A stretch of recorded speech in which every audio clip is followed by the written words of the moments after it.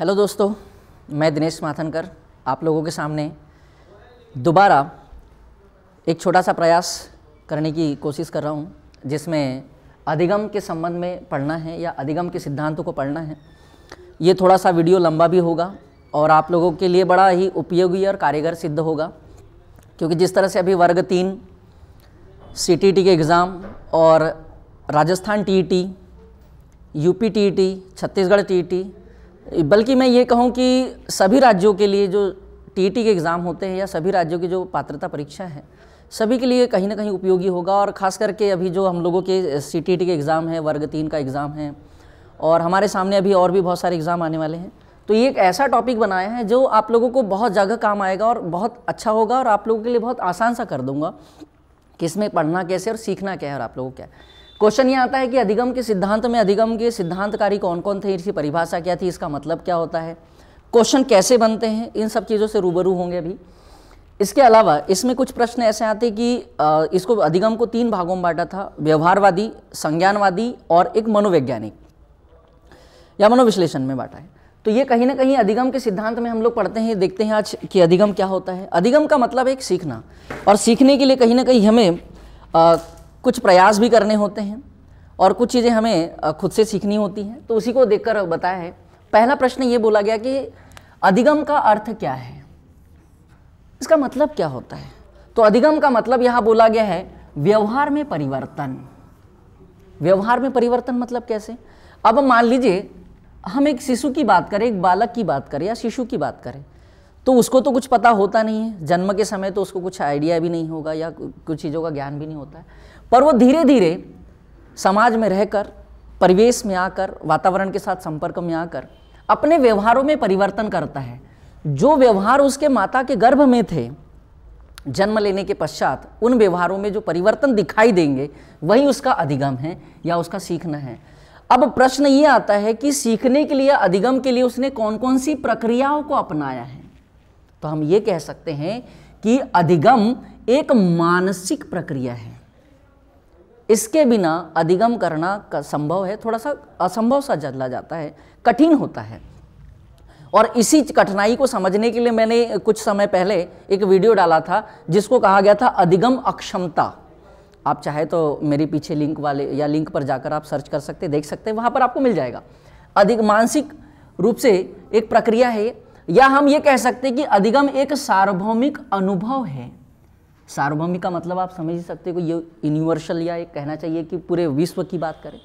सार्वभौमिक मतलब वो हमारे हर अनुभव, हमारे हर चीज़ों को या हमारी हर विकास की चीज़ें, हमारी ग्रोथ की चीज़ें, हर चीज़ को अनुभव करके कहीं ना कहीं हमें सिखाने का एक छोटा सा प्रयास करता है। यही बोला गया है अधिगम के बारे में। यहाँ एक नोट करके छोटी सी बात लिखी है मैंने कि शिशु जन्म से ही सीखना प्रारंभ कर देता है। अब जन्म से मतलब कब? तो जन्म का मतलब यहाँ से है सीखना, तो वो माता के गर्भ में भी प्रारंभ कर देता था, या आदि उसको सीखना ना कहकर उसको उस समय नाम दिया क्या? विकास। पर जब वो जन्म लेता है तो जन्म लेने के बाद में सबसे पहले उसको सामंजस्य करना होता है, एडजस्टमेंट करना होता है वातावरण के साथ। तो वो भी वो एक उसका सीखना ही है। यदि वह वातावरण के साथ सीख नहीं पा रहा है या कहीं ना कहीं एडजस्टमेंट नहीं कर पा रहा है तो उसको समस्याएं होती हैं।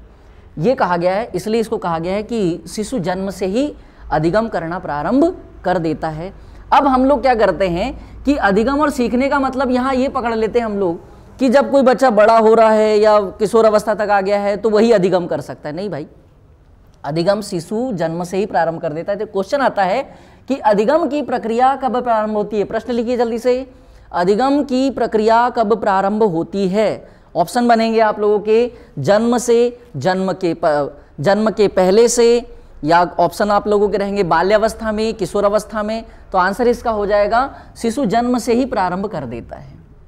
ठीक, पर जन्म के पूर्व भी माता के गर्भ में वो सीखता नहीं है, वो उसको उसका विकास के नाम से जाना गया है, इसलिए हम वहाँ पर जन्म से बोलेंगे, ना कि गर्भस्थ अवस्था से। फिर बात आती है कि अधिगम को करने के लिए कौन कौन सी, अधिगम प्रारंभ करने के लिए, अधिगम की प्रक्रिया को अपनाने के लिए कौन कौन सी शर्तें हो सकती हैं। तो सबसे पहली शर्त होती है अभिप्रेरणा। अभिप्रेरणा का मतलब होता है, मोटिवेशन से संबंध है इसका इंग्लिश में, और अभिप्रेरणा का मतलब है कि हम किसी कार्य को करने के लिए कितना तैयार है, वही आपका अभिप्रेरणा होगी। आप किसी कार्य को करने के लिए क्या तैयार है और किस हद तक है। तो जिस हद तक के लिए है और जितनी अनुक्रियाएं आप लोगों ने की होगी, अनुक्रियाएं का मतलब होता है यहाँ जितने आपने प्रयास किए होंगे उस अधिगम को करने के लिए, और उसके लिए एक पुनर्बलन आया होगा जिसको इंग्लिश में कहते हैं रीइंफोर्समेंट। मतलब आपने इन अनुक्रियाओं के लिए जितने बार प्रयास किए हैं और उस प्रयास में जितनी बार सफल होते हैं, जब हम सफल होते हैं तो किसी कार्य को करने में बहुत आनंद आता है और वो उस कार्य के प्रति हमारे अंदर कहीं ना कहीं एक छोटी सी और भावना को जगा देते हैं कि हम इस कार्य को और अच्छे से कर सकते हैं। ये होता है पुनर्बलन। मैंने एक जगह कहीं देखा था कि पुनर्बलन के बारे में कुछ और भी अतिरिक्त चीज़ें बताई जा रही थी, पर मेरे हिसाब से या जहाँ तक मेरी विचारधारा है, मेरा ये कहना है कि पुनर्बलन का मतलब है यदि आपको किसी कार्य में कहीं ना कहीं सफलता मिल रही है तो आप उस कार्य को बहुत तेजी से और बहुत अच्छे से करने की कोशिश करते हैं, और वहीं पर यदि आप उस कार्य में असफल हो जाते हैं तो आप उस कार्य के प्रति कहीं ना कहीं छोटा सा अपने मन में एक नेगेटिव विचार बना लेते हैं, नकारात्मकता की तरफ पहुंच जाते हैं। मतलब आपकी गति जो है वो सीखने की थोड़ी धीमी हो जाती है, जबकि रीइंफोर्समेंट का मतलब ही होता है कि आपकी गति को और तेजी कैसे कर दें। फिर उसके बाद में अब पुनर्बलन हो गया, पुनर्बलन के पश्चात आता है अभ्यास। तो पुनर्बलन के लिए सबसे महत्वपूर्ण चीज कौन सी होगी? अभ्यास। तो इसलिए आप लोगों ने एक उदाहरण भी सुना होगा, करत करत अभ्यास के जड़मति हो तो सुजान, रसरियावत जाद सिल पर पड़त निशान। तो अभ्यास एक ऐसी चीज है जो अच्छे अच्छे कार्यों को भी या कठिन से कठिन कार्य को भी सरल करा देता है, और जब कठिन से कठिन कार्यों में हमें सफलता मिलने लगती है तो वो पुनर्बलन कहलाती हैं। उसके लिए हमने कितने प्रयास किए तो ये अनुक्रियाएं हो गई। क्या हमने उसके लिए कोई तत्परता बनाई तो ये आपका अभिप्रेरणा हो गया, मोटिवेशन हो गया। अब क्वेश्चन यहीं पर आता है कि अनुक्रिया की प्रक्रियाओं में उसके चरण कौन कौन से हैं। तो आपको ये चरण को भी आपको सही रूप से अरेंज करना पड़ेगा, सही रूप से बनाना पड़ेगा। और जब ये तीनों चारों प्रक्रियाएं सही रूप से और सही क्रम से हो जाए उसके बाद हम कह सकते हैं कि हमने अधिगम प्राप्त कर लिया है, हम सीख चुके हैं। तो ये है अधिगम की प्रक्रिया के बारे में छोटी सी कुछ बातें हुई। यहीं पर एक बहुत ही महान विचारक, मनोवैज्ञानिक कह सकते हैं, मनोवैज्ञानिक है, इन्होंने एक परिभाषा दी, अपने विचारों में लिखा है, स्किनर के अनुसार व्यवहार में उत्तरोत्तर, उत्तरोत्तर मतलब होता है दिन ब दिन बढ़ते समय में, उत्तरोत्तर अनुकूलन की प्रक्रिया ही अधिगम है। ये जो शब्द दिया है ना ही, ये इस बात पर बहुत जोर डालता है। और इसमें अनुकूलन का मतलब होता है मेल रखने वाला। अनुकूलन का मतलब क्या होता है? आप लोग क्या करें, कुछ ऐसे जो कठिन शब्द आते हैं जिसके अर्थ आपको नहीं पता होते हैं ना, आप उनके शब्द कहीं अलग से लिख लिया करें। अनुकूलन का मतलब होता है मेल रखने वाला, और उत्तरोत्तर मतलब होता है दिन ब दिन आगे बढ़ने वाली चीजें। इसी तरह से मैंने आप लोगों को अभिप्रेरणा का अर्थ बताया, इसी तरह से मैंने आप लोगों को अनुक्रिया का बताया, पुनर्बलन, अभ्यास। आगे चलकर मैं इन सब के बारे में आपको डिटेल भी बताऊंगा कि अभिप्रेरणा क्या होती है, बहु अनुक्रियाएं क्या होती हैं, पुनर्बलन क्या होता है, अभ्यास कैसे करना है। ये सारी चीजें, यही अधिगम के लिए महत्वपूर्ण तत्व होते हैं, या यही अधिगम की महत्वपूर्ण शर्तें हैं। और ये एक प्रक्रिया है अधिगम को सीखने की कि आप किन किन प्रक्रियाओं को फॉलो करते हुए अधिगम तक पहुंच सकते हैं या सीखने तक पहुंच सकते हैं। तो इसके आगे हम कुछ और परिभाषाएं लिखेंगे।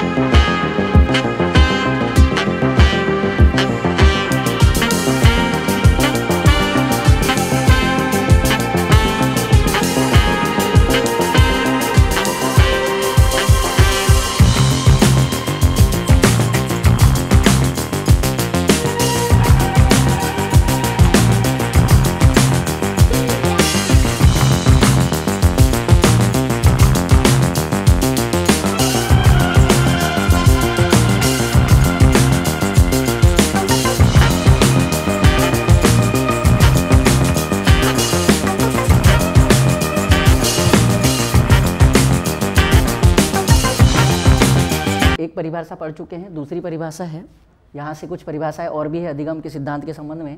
क्रो एंड क्रो या क्रो और क्रो के अनुसार है, अधिगम आदतों, ज्ञान एवं अभिवृत्तियों, ये शब्द अंडरलाइन कर लीजिएगा आप लोग। अभिवृत्तियों मतलब जो भी आपके व्यवहार है का अर्जन है। अर्जन मतलब क्या है? अर्जन मतलब होता है धारण करना, सीखना, क्रो व क्रो के अनुसार। ठीक है, तो आप लोग इसको याद कैसे करेंगे? अब ये देखो क्रो एंड क्रो, ठीक। अब यहां बोला है अधिगम आदतों, ज्ञान और अभिवृत्तियों का अर्जन है। ठीक है, तो अगर कोई व्यक्ति बार बार, जैसे बोलते हैं ना बच्चे खूब रोते रहते हैं, तो वो उसको बोलते हैं क्या अर्जन कर रहा है रे, क्या कर रहा है रे तू, ये रोते रहता है बार बार। तो क्रो और क्रो अर्जन, बस ऐसे याद कर लीजिए, क्रो और क्रो अर्जन करना, और वो भी किसमें? अधिगम आदतों, ज्ञान एवं अभिवृत्तियों का। ये किसने कहा? क्रो एंड क्रो ने। अगली परिभाषा है तीसरे नंबर पर, गिलफोर्ड के अनुसार। अब गिलफोर्ड ने क्या कहा है? व्यवहार के कारण, ये देखिए बस इतना सा याद रखना है। गिलफोर्ड को याद रखेंगे अपन गिलहरी से, गिरगिट से, जिसको गिरगिट बोलते हैं, गिरगिट, गिरगिट से याद रखो। गिरगिट का रंग बदलता है तो उसके व्यवहार के कारण, व्यवहार परिवर्तन अधिगम है।